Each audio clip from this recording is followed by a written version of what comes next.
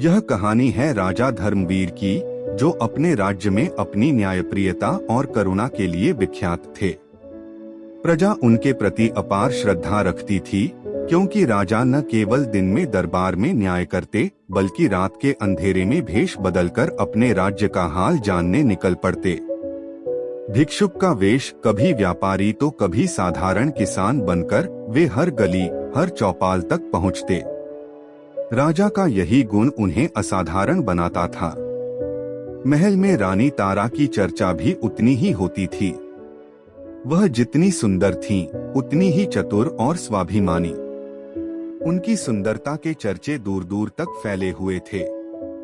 परंतु एक गूढ़ बात थी जिसे कोई जान नहीं पाया था। रानी तारा अपने पति राजा धर्मवीर से संतुष्ट नहीं थीं। उनके मन में प्रेम का स्थान खाली था। दरबार में काम करता था एक युवा सेवक सोमदत्त। वह केवल 20 वर्ष का था, लेकिन उसकी कार्यकुशलता, ईमानदारी और सौम्य स्वभाव ने उसे हर किसी का प्रिय बना दिया था। उसका व्यक्तित्व इतना प्रभावशाली था कि रानी तारा की नजरें बार बार उस पर टिक जाती थीं।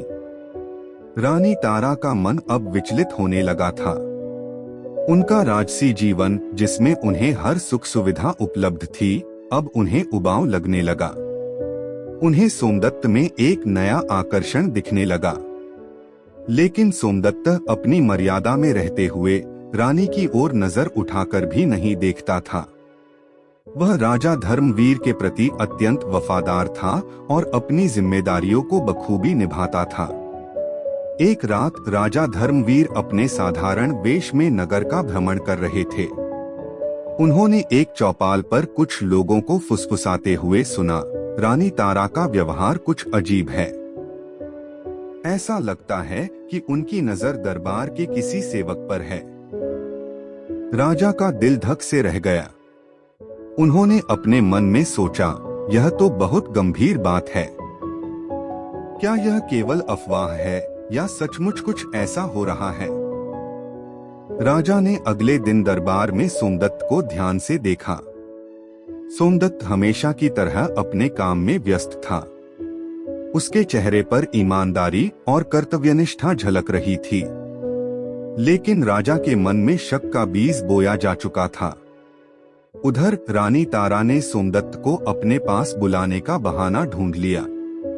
उन्होंने उसे अपने कक्ष में बुलाकर कहा, सोमदत्त, तुम मेरे लिए एक विशेष कार्य कर सकते हो। सोमदत्त ने सिर झुकाकर उत्तर दिया, रानी साहिबा, आपका हर आदेश मेरे लिए कर्तव्य है। रानी ने उसकी ओर गहरी नजरों से देखा और कहा, मैं चाहती हूँ कि तुम महल के बगीचे में एक खास फूल ला। वह फूल रात में ही खिलता है। सोमदत्त को रानी के इस अजीब अनुरोध पर आश्चर्य हुआ, लेकिन उसने हामी भर दी। जब सोमदत्त फूल की खोज में गया, रानी ने अपने मन में एक योजना बनाई। वह चाहती थी कि सोमदत्त को अपने करीब लाने का कोई तरीका निकले। लेकिन रानी नहीं जानती थी कि राजा धर्मवीर छिपकर यह सब देख रहे थे। उस रात राजा ने सोमदत्त का पीछा किया, लेकिन सोमदत्त फूल लेकर रानी के पास नहीं पहुंचा। वह सीधा अपने घर चला गया और सो गया। राजा वापस अपने महल लौट आए। महल के अंदर एक अजीब सा सन्नाटा था। राजा धर्मवीर ने तय किया कि वे इस गुत्थी को सुलझाएंगे, लेकिन बिना किसी जल्दबाजी के। उन्होंने सोचा, यदि रानी वास्तव में ऐसा कुछ कर रही हैं, तो इसका कारण जानना जरूरी है। कहीं ऐसा तो नहीं कि मेरी व्यस्तता ने उन्हें अकेला कर दिया हो। राजा धर्मवीर को एक महत्वपूर्ण राजकीय कार्य के लिए 2 दिन के लिए अपने राज्य से बाहर जाना पड़ा। यह मौका रानी तारा के लिए स्वर्णिम अवसर था। उनके मन में एक योजना थी, जो लंबे समय से आकार ले रही थी। महल के गलियारों में सन्नाटा था। राजा के जाने के बाद रानी तारा ने अपने कक्ष में सेवक सोमदत्त को बुलाने का आदेश दिया। सोमदत्त, जो हमेशा अपने कर्तव्यों के प्रति समर्पित था, बिना किसी सवाल के रानी के पास पहुंचा। रानी ने उसे अपने पास बैठने का इशारा किया। सोमदत्त ने संकोच पूर्वक सिर झुकाया और दूर खड़ा रहा। रानी ने उसकी ओर देखते हुए कहा, सोमदत्त, तुम जानते हो कि तुम मेरे सबसे भरोसेमंद सेवक हो। तुम्हारी मेहनत और ईमानदारी ने मुझे बहुत प्रभावित किया है। सोमदत्त ने विनम्रता से उत्तर दिया, रानी साहिबा, यह मेरा कर्तव्य है। मैं राजा साहब और इस महल के प्रति निष्ठावान हूँ। रानी ने एक लंबी सांस ली और आगे कहा, लेकिन क्या तुमने कभी सोचा है कि तुम्हारे गुण तुम्हें केवल एक साधारण सेवक तक सीमित क्यों रखते हैं? तुम इससे अधिक के योग्य हो। रानी तारा ने धीरे धीरे अपने शब्दों को एक जाल की तरह बुनना शुरू किया। उन्होंने सोमदत्त से कहा, यदि तुम चाहो तो तुम्हारा जीवन बदल सकता है। तुम्हारे पास शक्ति और सम्मान हो सकता है, लेकिन इसके लिए तुम्हें मेरी बात माननी होगी। सोमदत्त, जो रानी की नीयत को भांप चुका था, एक पल के लिए स्तब्ध रह गया। उसने अपनी आंखें नीचे झुका लीं और कहा, रानी साहिबा, मैं एक साधारण सेवक हूँ। मेरा जीवन राजा धर्मवीर और इस महल की सेवा के लिए समर्पित है। कृपया मुझसे ऐसी बातें न कहें जो मेरी निष्ठा को तोड़ सकें। रानी का चेहरा क्रोध से लाल हो गया। उन्होंने अपनी आवाज धीमी रखते हुए कहा, सोमदत्त, तुम्हें समझना होगा कि यह तुम्हारे जीवन का सबसे बड़ा मौका है। अगर तुमने इसे ठुकरा दिया तो इसका परिणाम तुम्हारे लिए अच्छा नहीं होगा। सोमदत्त ने सिर झुकाकर कहा, रानी साहिबा, मुझे क्षमा करें, लेकिन मैं राजा धर्मवीर के प्रति अपनी वफादारी से कभी पीछे नहीं हट सकता। मैं इस महल का एक छोटा सा सेवक हूँ और मेरी सीमाएं यहीं तक हैं। रानी ने क्रोध में अपनी मुट्ठियां भींच लीं।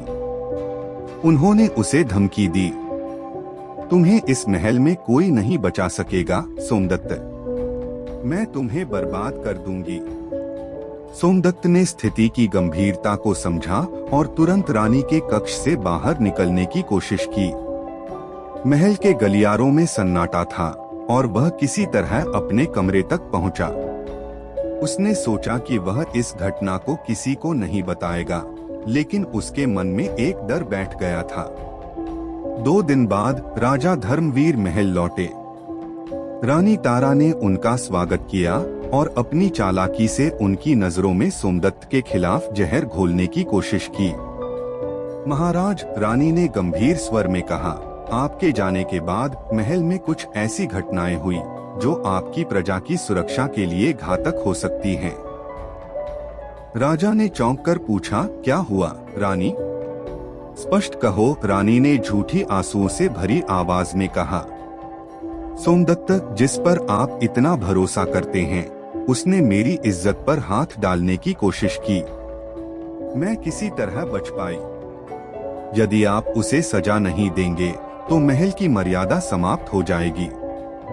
राजा धर्मवीर, जो हमेशा न्यायप्रिय थे, इस आरोप से स्तब्ध रह गए। उन्हें सोमदत्त की ईमानदारी पर भरोसा था, लेकिन रानी के आंसुओं ने उनके मन में शंका पैदा कर दी। राजा ने तुरंत सोमदत्त को न्यायालय में बुलवाया। सोमदत्त, जो पहले ही इस षड्यंत्र को भांप चुका था, राजा के सामने सिर झुकाकर खड़ा हो गया। राजा ने कड़क आवाज में पूछा, सोमदत्त, रानी तारा ने तुम पर गंभीर आरोप लगाए हैं। क्या तुमने ऐसा कुछ किया है? सोमदत्त ने साहसपूर्वक उत्तर दिया, महाराज, मैं निर्दोष हूँ। मैंने अपनी मर्यादा कभी नहीं तोड़ी। रानी साहिबा ने मुझे अपने कक्ष में बुलाया था और जब मैंने उनकी बात मानने से इनकार किया तो उन्होंने मुझ पर यह झूठा आरोप लगाया। राजा धर्मवीर का मन द्वंद्व में फंसा हुआ था। एक ओर उनकी पत्नी रानी तारा थीं, जिन पर उन्हें भरोसा था। दूसरी ओर सोमदत्त, जिसकी ईमानदारी और वफादारी को वे वर्षों से जानते थे। रानी ने अपनी बात को जोर देते हुए कहा, महाराज, यदि आपने उसे दंडित नहीं किया तो मैं इस महल में एक पल भी नहीं रहूंगी। राजा ने भारी मन से आदेश दिया। सोमदत्त को सजा दी जाएगी। उसके इस अपराध के लिए उसे मृत्युदंड दिया जाएगा। अगले दिन महल के आंगन में सोमदत्त को मृत्युदंड दिया गया। लेकिन जब तलवार चली तो आसमान में अजीब सी हलचल होने लगी। काले बादल छा गए और तेज आंधी चलने लगी। ऐसा लगा जैसे प्रकृति भी इस अन्याय के खिलाफ रो रही हो। राजा धर्मवीर के मन में अब भी एक सवाल था, क्या उन्होंने सही किया? क्या सोमदत्त वास्तव में दोषी था या रानी तारा ने उन्हें धोखे में रखा? सोमदत्त की मृत्यु के बाद महल में सब कुछ सामान्य प्रतीत हो रहा था, लेकिन राजा धर्मवीर का मन विचलित था। महीनों बीत गए, परंतु राजा के हृदय में एक टीस थी जो उन्हें बार बार यह सोचने पर मजबूर करती थी कि क्या उन्होंने सही निर्णय लिया था। एक रात राजा धर्मवीर ने अपनी पुरानी आदत के अनुसार मुसाफिर का भेष धारण किया और राज्य के एक गांव में घूमने निकले। अंधेरी रात थी, चांदनी हल्की थी और गांव के घरों से टिमटिमाते दियों की रोशनी झलक रही थी। सब कुछ शांत लग रहा था, पर तभी एक घर से किसी के रोने की धीमी आवाज ने राजा का ध्यान खींचा। राजा ने रुककर उस आवाज को गौर से सुना। यह आवाज किसी वृद्ध महिला की थी। वह असमंजस में थे कि क्या अंदर जाना चाहिए, लेकिन उनकी न्यायप्रियता और प्रजा के प्रति करुणा ने उन्हें घर की ओर कदम बढ़ाने पर मजबूर कर दिया। जब राजा ने घर के अंदर कदम रखा तो उन्होंने देखा कि 100 वर्ष की वृद्ध महिला फर्श पर बैठी रो रही थी। उसका चेहरा झुर्रियों से भरा था और उसकी आंखों में अतीत के कई रहस्य झलक रहे थे। पास में एक दीपक जल रहा था, जिसकी हल्की रोशनी में उस वृद्धा का चेहरा और भी रहस्यमय लग रहा था। राजा ने विनम्र स्वर में पूछा, माँ, आप क्यों रो रही हैं? क्या कोई तकलीफ है? क्या मैं आपकी कोई मदद कर सकता हूँ? वृद्धा ने धीरे धीरे अपना सिर उठाया। उसकी आंखें राजा के चेहरे पर गड़ी थीं, मानो वह उन्हें पहचानने की कोशिश कर रही हो। लेकिन वह चुप रही। राजा ने दोबारा पूछा, माँ, मैं इस राज्य का एक साधारण मुसाफिर हूँ। आप मुझसे अपनी व्यथा कह सकती हैं। वृद्धा ने भारी स्वर में कहा, यह बात तुम्हारे समझने की नहीं है बेटा। यह एक ऐसा रहस्य है जो मुझे बहुत सालों से पीड़ा दे रहा है। राजा ने जिद करते हुए कहा, माँ, आप मुझसे न छुपाएं। हो सकता है कि मैं आपकी मदद कर सकूं। वृद्धा ने राजा की ओर गहरी नजरों से देखा और कहा, अगर मैंने तुम्हें यह रहस्य बताया तो तुम इसे किसी और को नहीं बता सकते। अगर तुमने ऐसा किया तो उसी क्षण तुम पत्थर के बन जाओगे। क्या तुम इस श्राप को सहने के लिए तैयार हो? राजा धर्मवीर थोड़ी देर के लिए चुप हो गए, लेकिन उनके भीतर की जिज्ञासा और न्यायप्रियता ने उन्हें यह जोखिम उठाने के लिए प्रेरित किया। उन्होंने कहा, माँ, मैं आपकी बात सुनने के लिए तैयार हूँ। मुझे बताइए कि आपको किस बात का दुख है। वृद्धा ने धीरे धीरे कहना शुरू किया, बेटा, 6 महीने पहले तुम्हारे महल में एक निर्दोष व्यक्ति की हत्या हुई थी। उसका नाम सोमदत्त था। वह बहुत अच्छा और ईमानदार था, लेकिन उसकी सच्चाई को समझे बिना उसे मौत के घाट उतार दिया गया। राजा का दिल धक से रह गया। वृद्धा की बात सुनकर उनके भीतर हलचल मच गई। उन्होंने कहा, माँ, आप यह सब कैसे जानती हैं? और आप किस आधार पर यह कह रही हैं कि वह निर्दोष था? वृद्धा ने कहा, मैं 6 महीने आगे और 6 महीने पीछे की बात जान सकती हूँ। मैं जो देखती हूँ वह सच होता है। उस दिन जब रानी तारा ने सोमदत्त को अपने पास बुलाया तो उसने उसकी ईमानदारी की परीक्षा ली। लेकिन जब सोमदत्त ने उसकी गलत बातों को मानने से इनकार कर दिया तो रानी ने गुस्से में आकर तुम्हारे कान भरे और उसे मौत की सजा दिलवा दी। राजा धर्मवीर के हाथ पांव ठंडे पड़ गए। उनके कानों में वृद्धा के शब्द गूंजने लगे। उन्होंने धीमी आवाज में पूछा, माँ, क्या यह सच है? क्या रानी तारा ने मुझे धोखे में रखा? वृद्धा ने सिर हिलाते हुए कहा, हाँ बेटा, तुम्हारी रानी ने तुम्हारी न्यायप्रियता और भरोसे का गलत फायदा उठाया। उसने अपनी बुरी नीयत को छुपाने के लिए सोमदत्त की बलि चढ़ा दी। राजा की आंखों में आंसू आ गए। वह अपनी गलती का एहसास कर चुके थे। उन्होंने कहा, माँ, अब तो कुछ भी नहीं किया जा सकता। सोमदत्त तो मर चुका है। वृद्धा ने गहरी सांस लेते हुए कहा, नहीं बेटा, सोमदत्त मरा नहीं है। उसकी आत्मा को शांति नहीं मिली। उसे नाग के रूप में जन्म लेना पड़ा है। वह अब इस दुनिया में एक नाग बनकर भटक रहा है, अपनी सच्चाई को उजागर करने के लिए। राजा यह सुनकर और भी हैरान हो गए। उन्होंने कहा, माँ, क्या यह संभव है? नाग के रूप में वह कहाँ है? वृद्धा ने राजा की ओर गहरी नजरों से देखा और कहा, वह तुम्हारे महल के पास के जंगल में है। लेकिन ध्यान रखना, वह अब भी अपने साथ हुए अन्याय का बदला लेने की प्रतीक्षा कर रहा है। वृद्धा ने राजा को चेतावनी देते हुए कहा, अब यह बात किसी और को मत बताना। अगर तुमने ऐसा किया तो उसी पल पत्थर के हो जाओगे। राजा धर्मवीर, जो अपनी न्यायप्रियता और साहस के लिए जाने जाते थे, इस श्राप को सुनकर चुप रह गए। उन्होंने वृद्धा को प्रणाम किया और वहां से निकल गए। राजा महल लौट आए, लेकिन उनका मन शांत नहीं था। उन्हें रानी तारा और सोमदत्त के बारे में सच्चाई पता चल चुकी थी, लेकिन वे यह नहीं जानते थे कि इस सच्चाई का सामना कैसे करें। महल में एक अजीब सी खामोशी छा गई थी। राजा के भीतर अब एक नया द्वंद्व शुरू हो गया था। क्या वे इस रहस्य को उजागर करेंगे या इसे अपने साथ लेकर जिएंगे? सोमदत्त की मृत्यु और उसके नाग के रूप में पुनर्जन्म की सच्चाई जानने के बाद राजा धर्मवीर की जिंदगी में शांति पूरी तरह से गायब हो चुकी थी। उनका मन दिन रात बेचैन रहता था। महल के हर कोने में उनकी चिंता साफ झलकने लगी थी।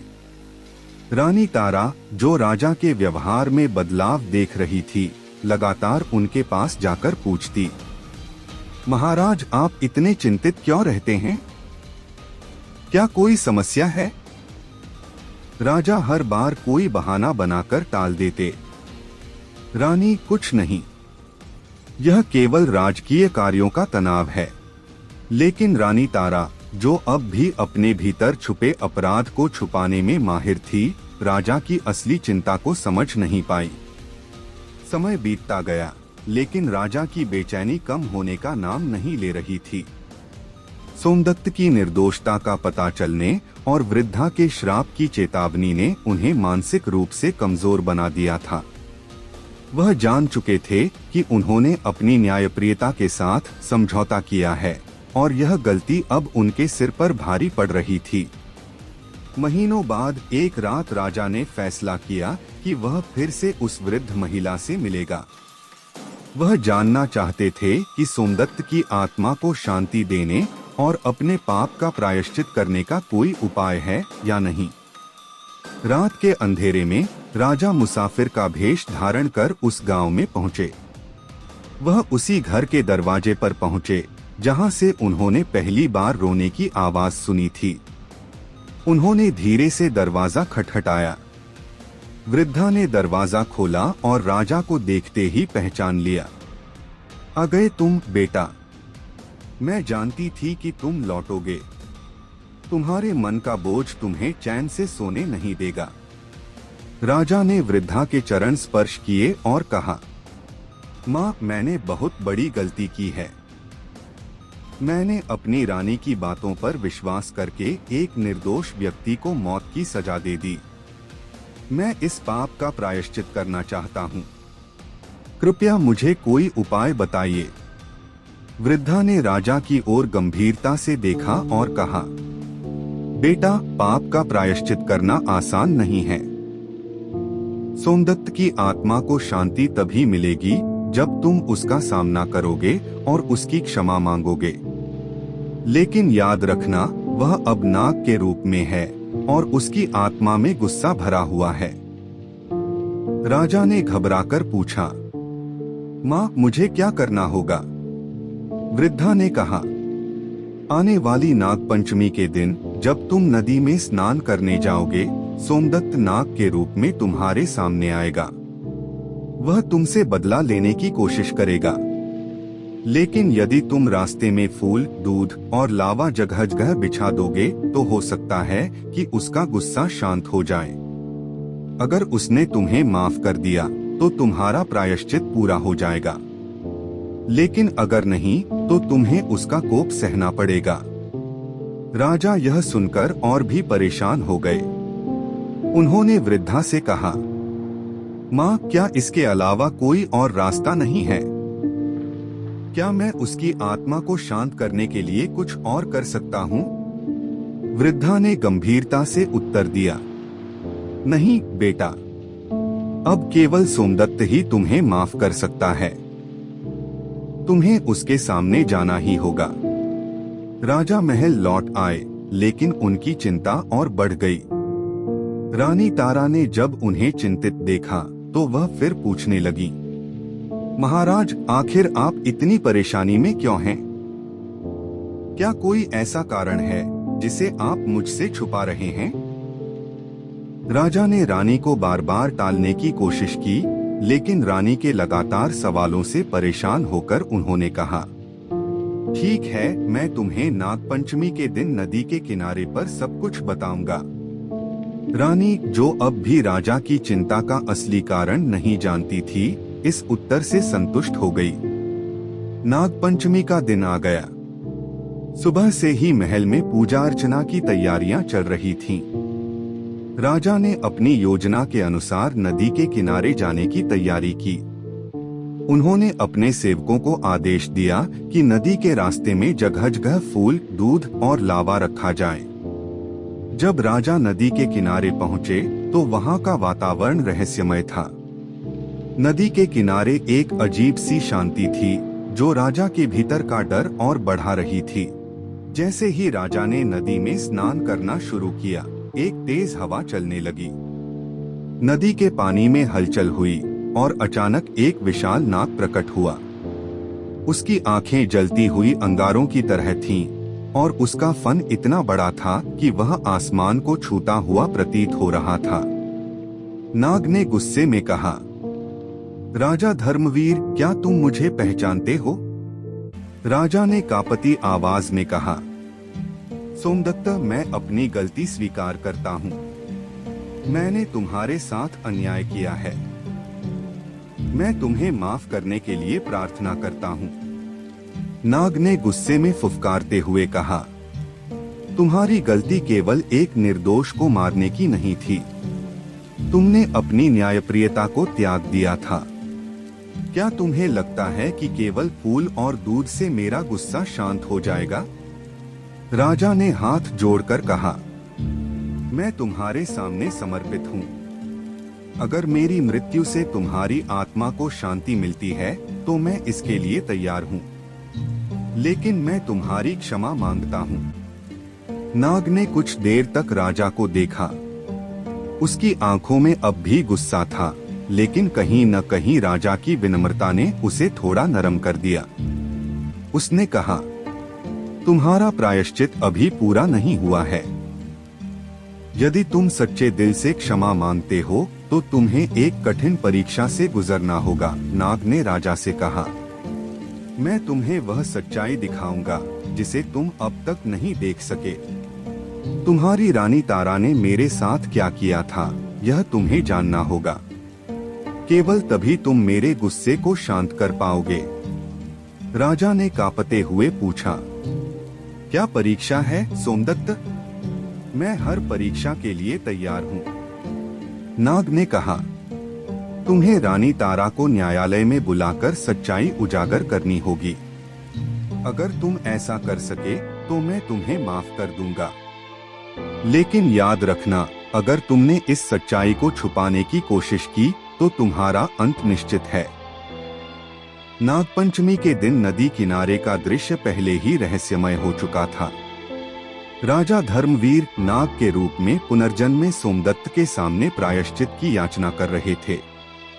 तभी नदी के पास बकरियों का एक झुंड आ गया।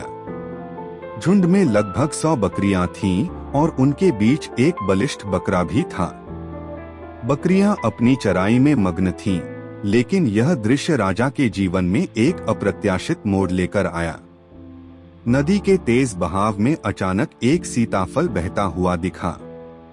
झुंड में से एक बकरी ने उसे देखा और जोर से चिल्लाई, अरे बकरा, मुझे वो सीताफल चाहिए।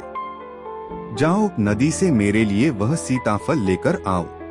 बकरा, जो अपने झुंड का मुखिया था, बकरी की बात सुनकर हंसा और बोला, क्या तुमने अपना दिमाग खो दिया है? मैं नदी में जाऊं वहां तो डूबने का खतरा है।